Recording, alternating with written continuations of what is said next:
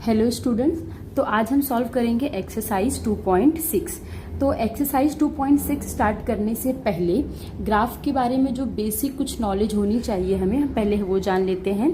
जैसे कि ग्राफ में जो हम लीनियर इक्वेशन का रिलेशनशिप दिखाते हैं वो y equal to a x plus b के फॉर्म में हम दिखाते हैं। दूसरा पॉइंट देखिए, the straight lines representing on equation of the form y equal to a x always pass through the origin. इसका मतलब है अगर आपको equation y equal to a x के फॉर्म में दिया हुआ है, मतलब वहां पे जो कांस्टेंट टर्म है दैट इज प्लस बी, ये वाला अगर टर्म मिसिंग होगा उस केस में जो आपकी इस इक्वेशन की जो लाइन होगी वो ओरिजिन से पास होगी। मैं दिखाती हूँ आपको किस तरीके से। जैसे कि आप देखिए यहाँ पे देखिए y equal to a x के फॉर्म में है, यहाँ भी देखिए y इक्वल टू ए दिया है और यहाँ पे भी देखिए आप y equal to a x. तो आप अगर इन तीनों केस में देखेंगे तो जो लाइन है वो ओरिजिन से पास हो रही है, तो इस लाइन का मतलब यही था। नेक्स्ट पॉइंट देखते हैं, यहाँ पे लिखा है when a is greater than 1 the line is steeper than the line y equal to x which is equally incline to the both axis. इसका मतलब है अगर इस इक्वेशन में ये जो a की वैल्यू है, इस इक्वेशन में भी या फिर इस इक्वेशन में भी अगर a की जो वैल्यू है वो 1 से ग्रेटर होगी तो उस केस में जो लाइन है वो y एक्स रहेगा उसकी तरफ ज्यादा झुकी हुई रहेगी और दोनों एक्सिस पे इक्वली डिस्ट्रीब्यूटेड रहेगी। दूसरा देखते हैं when a is less than 1, तो इस केस में जो हमारा इस इक्वेशन का लाइन फॉर्म होगा वो x एक्सिस की तरफ ज्यादा झुका रहेगा। नेक्स्ट पॉइंट देखते हैं हम, यहाँ पे a is referred to as the slope of a line y equal to a x. तो ये जो a होता है ये हमें हमेशा स्लोप बताता है। A linear growth is represented by straight line with positive slope. अगर जो आपका इक्वेशन है वो लीनियर ग्रोथ शो कर रहा है तो जो उसकी लाइन है वो स्ट्रेट रहेगी और वो पॉजिटिव रहेगी, मतलब ऊपर की डायरेक्शन में जाएगी। नेक्स्ट देखिए, a linear decay is represented by straight line with negative slope. मतलब कि अगर एक लीनियर डीके हो रहा है तो उस केस में भी जो स्लोप रहेगा, जो लाइन रहेगी जो रिप्रेजेंट होगी वो हमेशा स्ट्रेट रहेगी लेकिन वो नेगेटिव रहेगी। दैट मीन्स कि वो ऊपर से नीचे की तरफ में आएगी। तो ये कुछ पॉइंट्स थे। अब स्टार्ट करते हैं हम एक्सरसाइज का फर्स्ट क्वेश्चन। फर्स्ट क्वेश्चन देखिए, draw the graphs of the following sets of lines in each case reflect on the role of a and b। तो यहाँ पे पहला हमें दिया है y equal to 4x and y equal to 2x and y equal to x। अगर आप देखेंगे तो यहाँ पे ये जो इक्वेशन है ये y equal to a x के फॉर्म में है, इसलिए ये सारी तीनों इक्वेशन ओरिजिन से पास होंगी। तो हम इसे स्टार्ट करते हैं। तो यहाँ पे देखिए हमने इक्वेशंस का क्वेश्चन लिख लिया है। उसके बाद हमें क्या करना है, हमें इस तरीके से एक बॉक्स फॉर्म करना है जहाँ पे x, y, मतलब कि हम यहाँ पे x की वैल्यूज लिखेंगे, यहाँ पे y की वैल्यू और यहाँ पे x और y के कोऑर्डिनेट के फॉर्म में लिखेंगे। इसी तरीके से मैंने तीनों इक्वेशन लिख लिया है। अब मैंने जैसा कि आपको बताया कि यहाँ पे जितनी भी इक्वेशन दी गई हैं वो a equal to b x के फॉर्म में दी है। इसका मतलब है कि ये तीनों इक्वेशन की जो लाइन होगी वो ओरिजिन से पास होगी। तो उसके लिए हम क्या करेंगे, सबसे पहले जो ये इक्वेशन 1 है y इक्वल टू 4x, पहले हम इसे सॉल्व करेंगे। तो अगर हम x की वैल्यू 1 लेते हैं पहले, तो देखिए y इक्वल टू क्या है 4x, तो y की जगह पे y ही रहेगा 4 और x की जगह पे आ जाएगा 1। तो इससे हमें जो y की वैल्यू मिली है वो होगी 4। तो हम यहाँ पे 4 रिपोर्ट करेंगे। उसके बाद हम इसे इस तरीके से यहाँ पे लिख लेंगे। इसके बाद हम x की वैल्यू 2 लेके देखते हैं।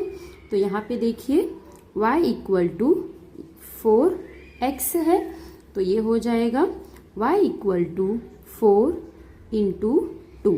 तो यहाँ पे हमें y की वैल्यू मिल जाएगी 8। इसे भी हम यहाँ बॉक्स में लिख लेंगे और यहाँ पे कोऑर्डिनेट के फॉर्म में लिख देंगे 2,8। इसका मतलब ये 2x है और जो 8 है वो y का पॉइंट है।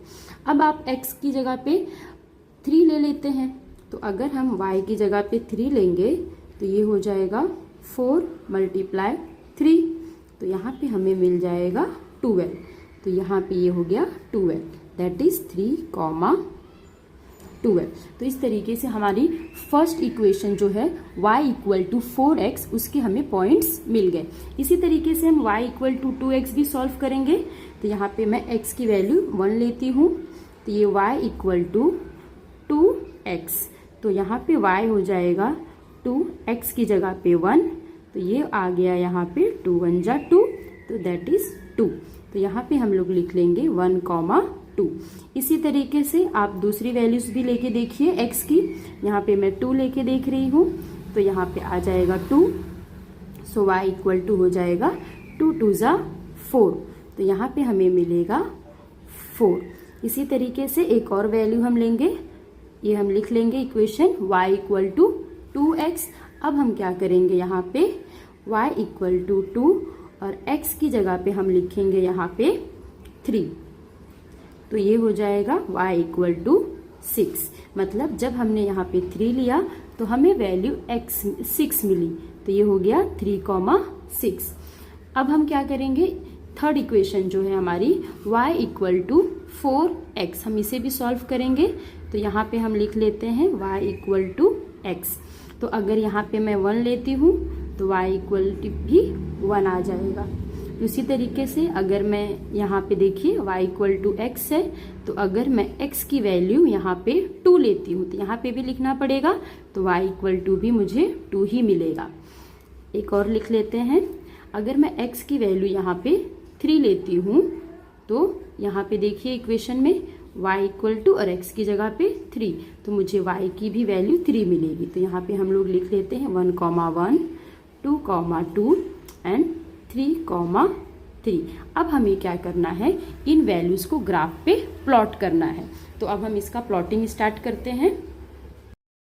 तो इसके लिए हमने यहाँ पे ग्राफ ड्रॉ कर लिया है इस तरीके से। आप देख सकते हैं यहाँ पे -x एक्सिस, यहाँ पे +x एक्सिस, और यहाँ पे नीचे है -y एक्सिस, और यहाँ पे ऊपर होगा हमारा +y एक्सिस, जो कि मैंने यहाँ लिखा है। अब हमें क्या करना है, जो हमारे पॉइंट्स हैं उनको हमें प्लॉट करना है। तो देखिए जो पहला पॉइंट है वो है 1, 4, नेक्स्ट पॉइंट है 2, 8 एंड थर्ड है 3, 12। तो अब हम इस पॉइंट को अपने ग्राफ पे प्रेजेंट करेंगे। तो स्टार्ट करते हैं इसे। तो पहले हम पॉइंट को लोकेट करेंगे। तो देखिए जो पहला पॉइंट है वो है 1, 4, मतलब x पे 1 और y पे 4। तो यहाँ पे हमें पहला पॉइंट हमारा मिला। तो इस तरीके से हम यहाँ पे एक डॉट लगा लेंगे।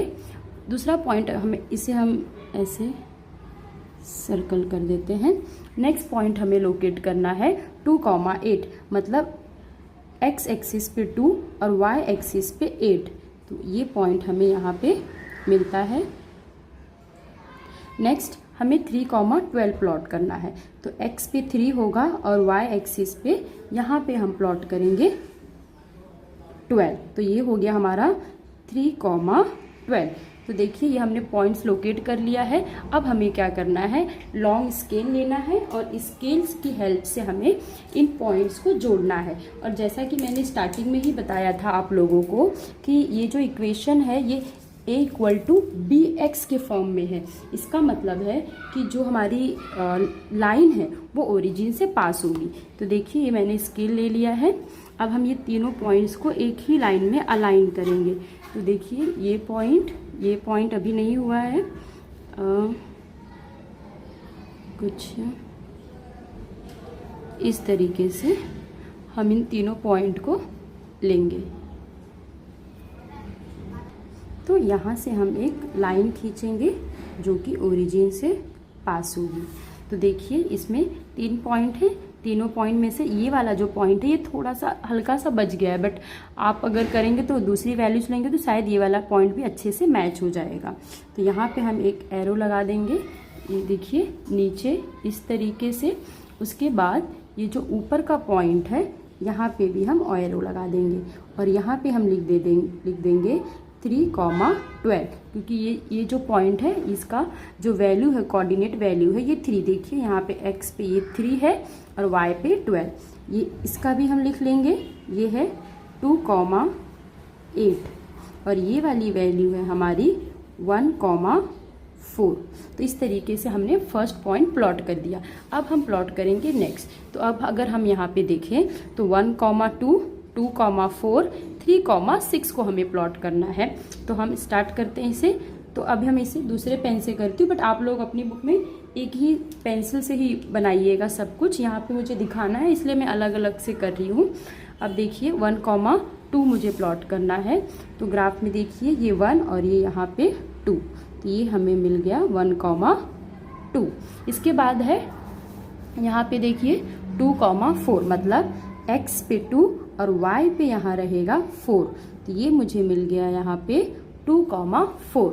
इसी तरीके से जो नेक्स्ट है वो देखिए 3,6 है। तो यहाँ पे x एक्सिस पे हम लेंगे 3 और y एक्सिस पे 6। तो यहाँ पे देखिए 3 है और ये है यहाँ पे 6, तो ये हो गया हमारा 3,6। अब हम क्या करेंगे, इसके लिए भी ए भी ओरिजिन से पास होगी, तो एक स्केल लेना है और इसे ज्वाइन कर देना है।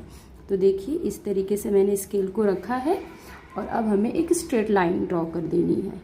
तो यहाँ से मैंने ये स्ट्रेट लाइन ड्रॉ कर दिया। अब यहाँ पे नीचे देखिए इस तरीके से एरो आपको लगाना है और ये जो ऊपर है यहाँ भी आपको एरो लगाना है। अब इसके पॉइंट्स के नेम लिख देना है। तो ये पॉइंट जो है 3,6 है, ये पॉइंट 2,4 है और ये वाला पॉइंट 1,2 है। तो इस तरीके से मैंने इनके पॉइंट्स लिख दिया। अब हम क्या करेंगे, जो थर्ड इक्वेशन है हमारी y = x, जहाँ पे जो x और y की वैल्यू सेम है, जो कि 1, 2, 3 है। तो अब हम इसे भी प्लॉट करेंगे। मैं इसे दूसरे कलर से दिखा रही हूँ। तो हमारी पहली वैल्यू है 1,1, तो जो कि यहाँ है। उसके बाद है 2,2, तो वो यहाँ पे आएगी। एंड लास्ट है 3,3, तो वो वैल्यू आएगी यहाँ पे। अब हमें क्या करना है, इन तीनों वैल्यूज़ को स्केल से ज्वाइन करना है। तो देखिए ये भी ओरिजिन से पास हो रही है, क्योंकि ये जो इक्वेशन है एक y = bx के फॉर्म में है। तो यहाँ पे देखिए इस तरीके से हमने ये लाइन भी ड्रॉ कर लिया। अब इसके भी पॉइंट देखिए यहाँ पे है, तो ये हो गया 3,3, ये पॉइंट हो गया 2,2 और यहाँ पे 1,1। अब हमें क्या करना है, इन लाइंस की इक्वेशन की नेम लिखने हैं। जैसे ये लाइन है y = x, उसी तरीके से ये जो मैंने ऑरेंज से किया है ये इक्वेशन है y = 2x। तो यहाँ पे हम लिख दे देंगे y = 2x। और ये जो हमने सबसे पहले ड्रॉ किया था उसका इक्वेशन है y = 4x। तो यहाँ पे जो इसकी इक्वेशन है यहाँ पे मैं लिख दूंगी y = 4x। तो देखिए इस तरीके से इसका जो ग्राफ है वो हमने ड्रॉ कर लिया। तो अब हमारा ग्राफ ड्रॉ करके हो गया है। अब हम थोड़ा ग्राफ के बारे में थोड़ी बातें जान लेते हैं। देखिए ये जो ग्राफ है ये हमें एक इक्वेशन के फॉर्म में यहाँ पे दिया होता है, जो कि होता है y = ax + b। तो अब ये जो y है यहाँ पे ये इक्वल टू है ax + b। तो यहाँ पर देखिए ये जो b है ये हमें बताता है कि इंटरसेप्ट वैल्यू, क्या बताता है, इंटरसेप्ट वैल्यू। तो यहाँ पे ये जो b है ये क्या बताता है हमें, इंटरसेप्ट वैल्यू। तो यहाँ पे हम लोग लिख लेंगे इंटरसेप्शन पॉइंट बताता है ये हमें, इंटरसेप्शन पॉइंट। अब इंटरसेप्शन का मतलब क्या होता है कि ये जो लाइन है, ये जो हमने लाइंस ड्रॉ किया है ये x एक्सिस पे और y एक्सिस पे कहाँ कहाँ पर कट करेंगी, इसका मतलब होता है इंटरसेप्शन पॉइंट। और ये कौन बताता है इक्वेशन में, b। और यहाँ पे ये जो a होता है, a हमें इंडिकेट करता है कि स्लोप क्या है। ये जो a है हमें क्या बताता है, स्लोप। तो यहाँ पे मैं लिख लेती हूँ a क्या बताता है हमें, स्लोप।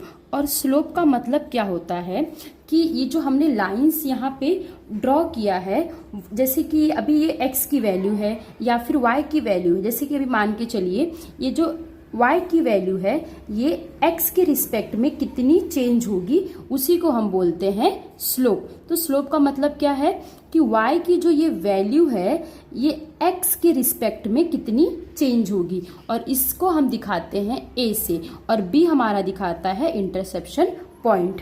तो अब हम जो आंसर लिखना है, हम अपना आंसर भी लिखेंगे। तो उसके लिए हम यहाँ पे लिखते हैं, यहाँ पे हम लिखेंगे all the equations are passing, यहाँ पे लिखते हैं पहले all equations are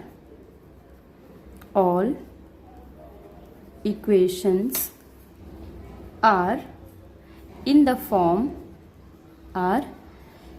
form y equal to ax plus b।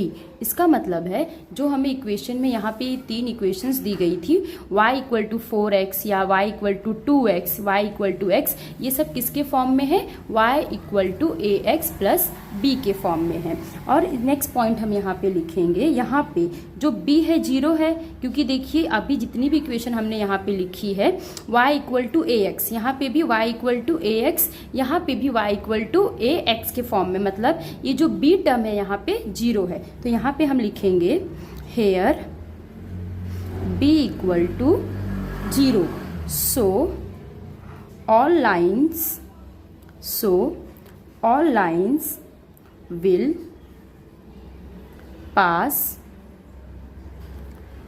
Pass through origin. आप यहाँ पे देखे होंगे कि हमने जितनी भी लाइन ड्रॉ किया है वो तीनों की तीनों इक्वेशंस की जो लाइन है वो यहाँ पे ओरिजिन से पास हुई। यहाँ पे देख सकते हैं आप, तीनों लाइन यहाँ पे ओरिजिन से पास हुई हैं। अब यहाँ पे हम थर्ड पॉइंट लिखेंगे, इन दिस लाइन्स